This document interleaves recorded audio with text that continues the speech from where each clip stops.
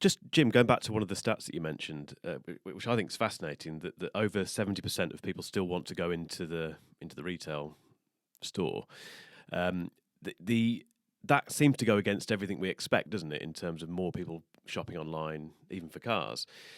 David, do you think that figure will change in the near future? Do you think we'll see more people moving to online sales for cars? I think more people will be using digital channels to research. Obviously, have that instant access to the information. So I think digital channels are more and more important. I still think the role of the dealer network is crucial, though. A car purchase is it's a sizable purchase, isn't it, for individuals? Second to a home purchase, really. And the industry is moving on so quickly, and the technology is changing so quickly, and people need to understand the technology. And the best way to do that is to go to visit a dealership and have the new technology explained to them. I think customers appreciate that direct dialogue. So I think they have a vital role. It's interesting, during the lockdown period, a lot of brands have got online capabilities, but the sales results haven't really shown that in essence. I think of course, it's gonna be more important moving forward, but I still see the dealer network having a big role in the future direction. Absolutely. Is that what you kind of discovered, Jim? Is that your thoughts as well? Yeah, very much so. You probably would sum it up by saying that most consumers want to do the bits that aren't fun online and quickly, efficiently, and the bits that are fun, they want to indulge themselves. I'm happy to buy a fridge online. I don't want to buy my car online. I want to enjoy that process. I want to spend, whether it's £300 a month or £30,000. I want to enjoy that, spending that money. I don't want it to be a chore. And it's really, I will do the bits that are a chore in the most efficient and pain-free way possible, which I think in many ways is online, and then I'll indulge myself in that showroom. Yeah, David, how does this impact marketing?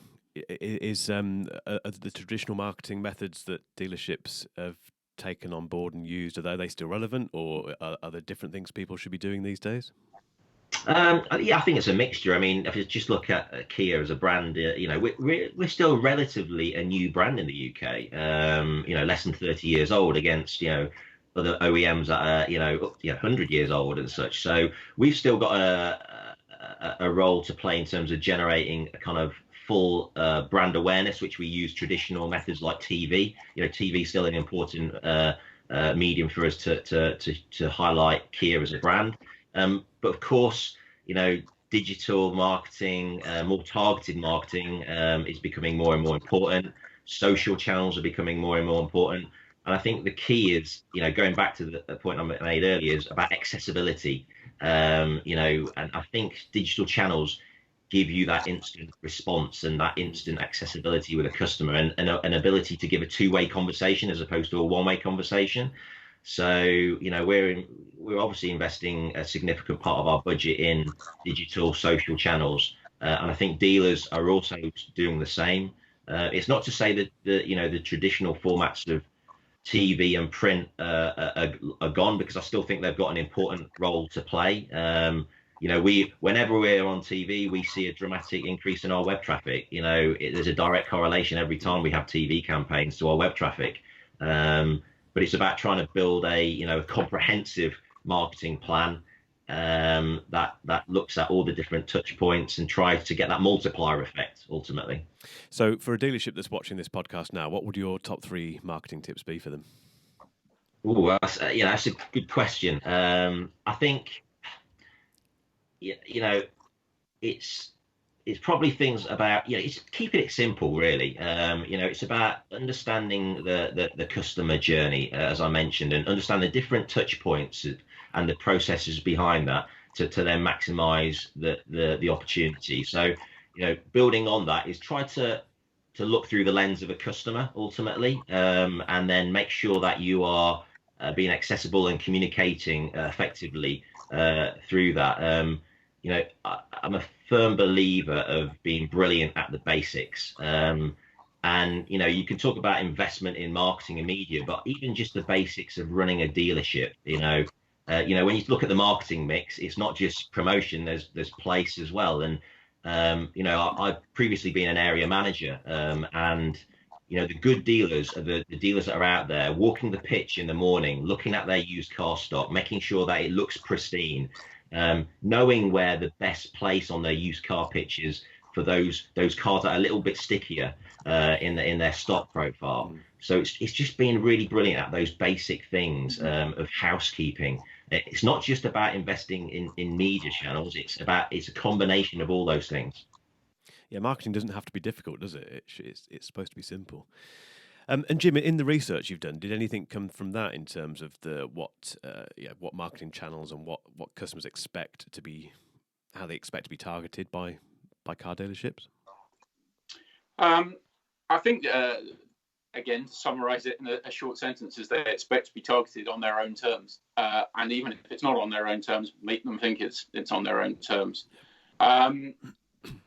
I think what customers really want is as simple, enjoyable as experience as possible.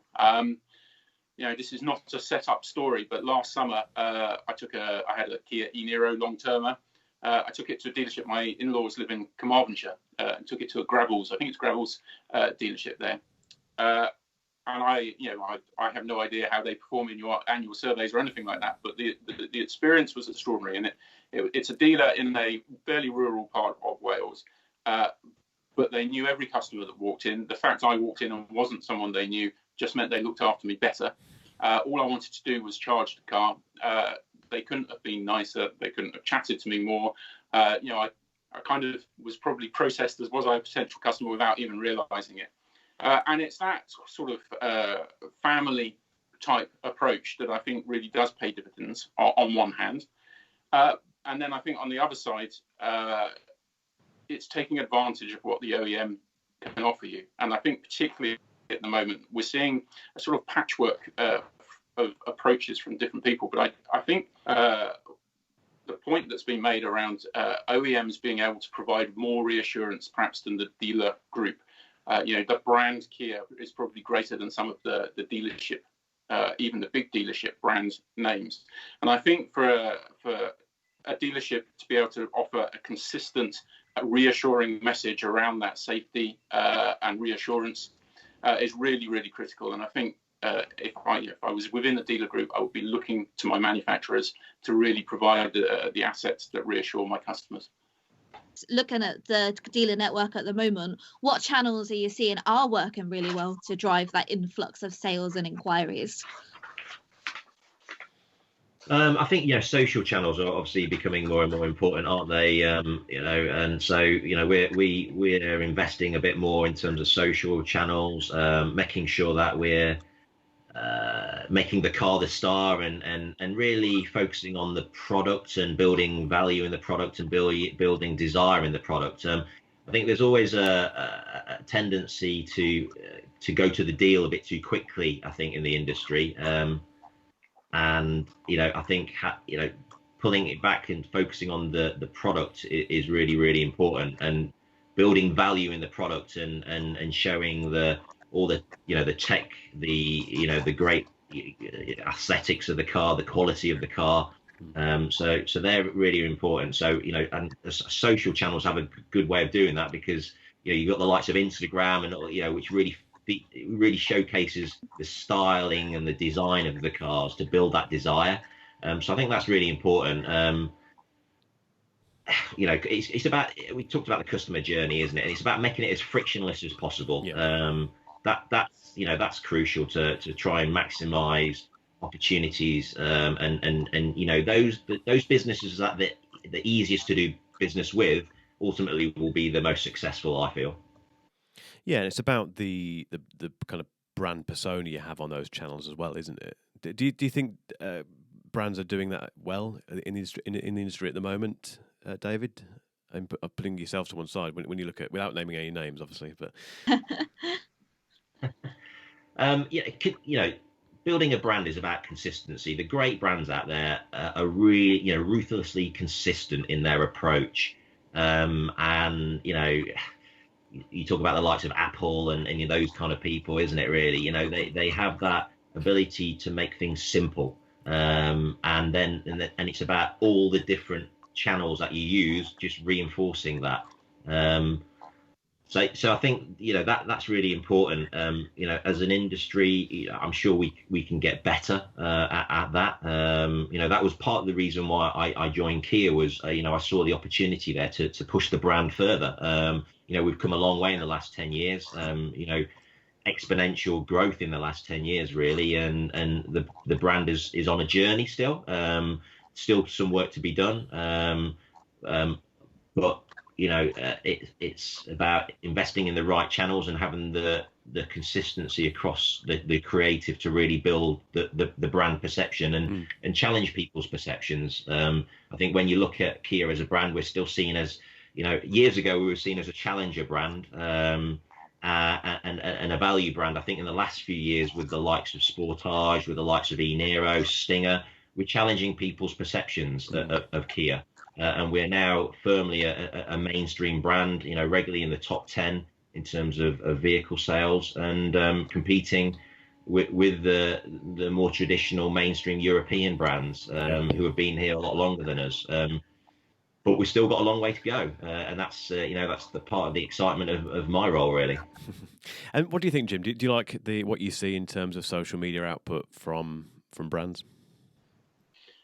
Yeah, I think it's inconsistent. If you look at it on a brand level, some are doing it very well, and some are doing it not so well. And I think it is that it's first of all knowing what your message is, which I'm not sure all brands do, and then I think that, as David says, delivering it consistently and sort of emphatically is absolutely crucial. But there are some brands out there that do it fantastically, and probably deserve to be mentioned in the offices of Apple back as a car manufacturer who is doing it well. There are some who I do think do a terrific job, but not all by any means. Can you think of any specific examples of marketing campaigns that you've seen recently that really put a smile on your face or thought, yeah, they've nailed this? I think the one that it may defy convention, and it may be an unfair example, but the Fiat 500, can almost do no wrong. They've nailed that consistently for year after year after year. They are lucky in that the product lends itself in every department, from the fact that its heritage to its sort of look and cutesiness, to the fact that it defies its badge and its brand positioning to be attractive to really high-end brands who want to associate with it. Yeah. So could it be a case study for everyone else? Not necessarily, but I do think the way they've consistently nailed that has been really interesting. I think that transition to electrification that's coming for them will be interesting, but when you look at some of the average sale price data of a Fiat 500 and you peg that back to the brand and the size of the car, you've got to hand it to them. They've done a good job. It's smart, isn't it? What do you think, David? Any particular campaigns that stick in your mind?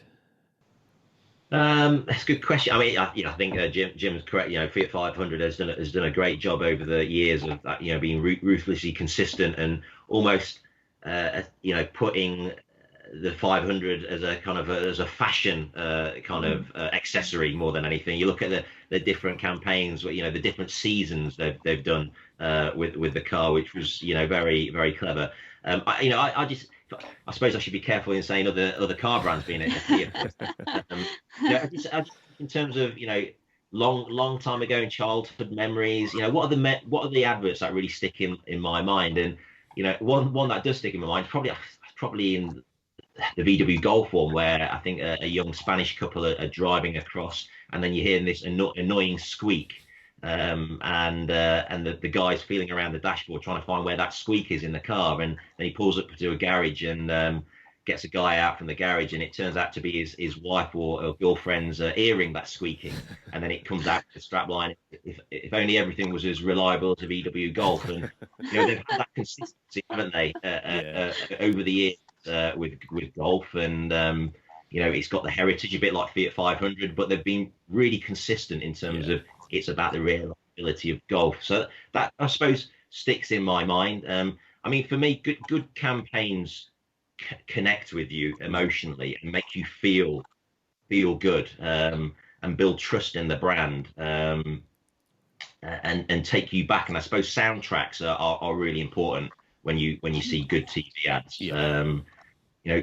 Thinking, I suppose, off-piste in terms of recent adverts that I remember. It's a bit of a random one, but the Argos Christmas advert with I think it was the Book of Dreams, and the guy pretending to play drums to Simple Minds, Don't You Forget About Me, and then his little girl comes. That's a great show. That just back to before, when I was younger, during Christmas you'd circle all the little toys that you'd want in that Argos catalogue. So it's just, it connects with you. Those good adverts connect with you as an individual. And they're timeless, aren't you? You remember them, like you say. Yeah, so they're the adverts that really stick in my mind, the ones that have a connection point. And like I say, soundtrack has a big part of that, to kind of plant it in your brain to remember. Yeah, definitely. Yeah, some good choices there. Brilliant, yeah.